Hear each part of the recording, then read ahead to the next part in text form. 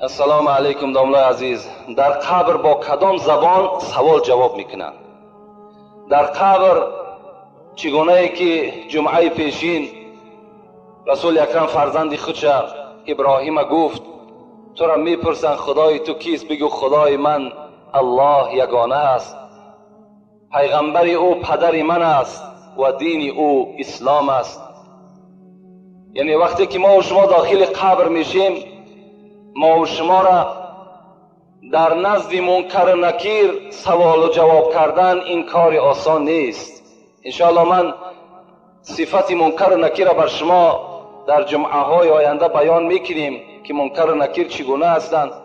اینجا فقط رحمت الهی لازم است که خداوند بالای ما و شما رحمت خودش پایان کند تا که ما به سوال های منکر و نکیر با آزادی جواب بگیم. منکر و نکیر با زبان عربی ما و شما را میپرسد، لیکن خداوند بر زبان ما و شما همین زبان با آسانی چکار میکند؟ مبدل میسازد. ما با زبان خود منکر و نکیر جواب اونها را چکار میکنیم؟ اگر خدا خواسته باشد عملهای ما و شما زائد باشد، ما بنده نیکبخت باشیم، جوابشان را با آسانی میگوییم. السلام علیکم داملای شیرین سخن. از شما خواهش داریم که سوال ما را با پررگی جواب گردانید. بعضی عائله های هستند که مادرانشان را اپا یا کیانگه میگویند. آیا در نزد خداوند گناهگار هست یا نه؟ نه، گناهگار نمیشوند. اگر مادر بگین از همه در بهترین همین است. پدر بگین یا به لفظ آذری که ما و شما آتا میگیم یا اتا میگیم، اینو بهترین هستند. از اوی که مثال ینگه میگین، از اوی که اپا میگین، اینا البته در راست مادر استفاده کردن اینها از روی منطق خطا هست. لیکن مادامی که نیتی ما نیتی همچه مادر همچه یک برای احترام است باکی ندارد. لیکن خوب میشود که ما و شما آچه و آتایی که داریم کلمه ها همینا را استفاده کنیم، این بهتر است.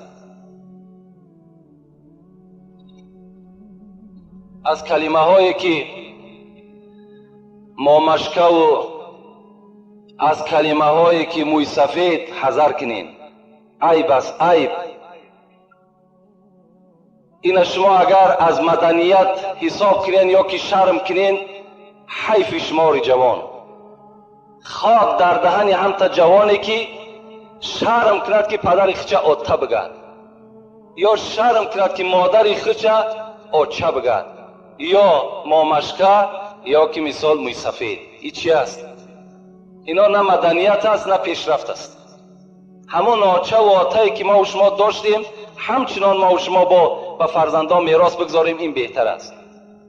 داملای محترم، من پدر و مادرم را گفتم مرا زن بده.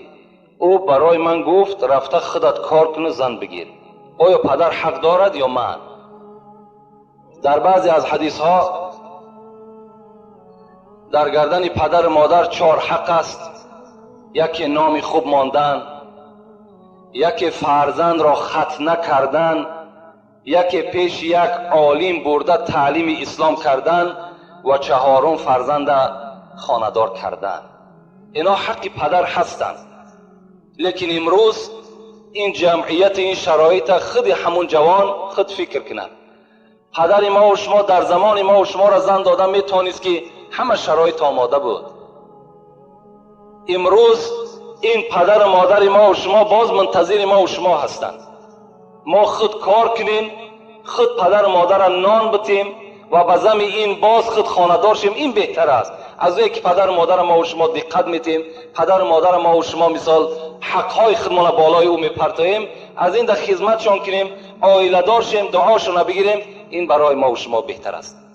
نگردیم از پسیانی که پدر ما حق دار است که مرا زن بتد بیستیم مطلی او به یگان کار دست درازی نکنیم، اینم خطا هست.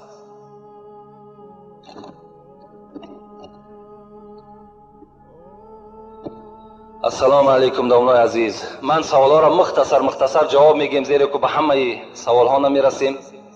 من از شما خواهش میکنم که این سوال من رو جواب دهید. ما با یک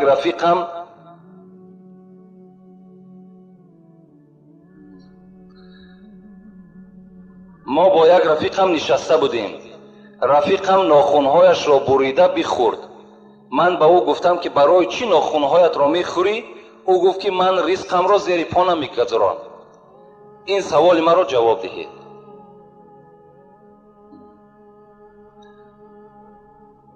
البته این ناخونه که ما و شما از ناخونهای پا میگیریم یا دست میگیریم این رزق نیست. اینا حرام است خوردنشان. مادامی که اگر این رزق باشد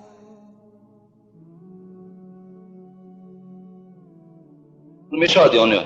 من از شما خواهش دارم که این سوال مرا با پررگی جواب دهید.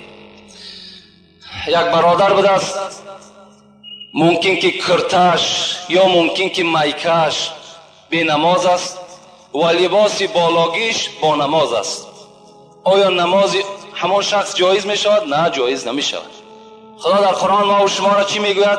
یا ایها المدثر قم فانذر و ربک فکبر و ثیابک فطهر.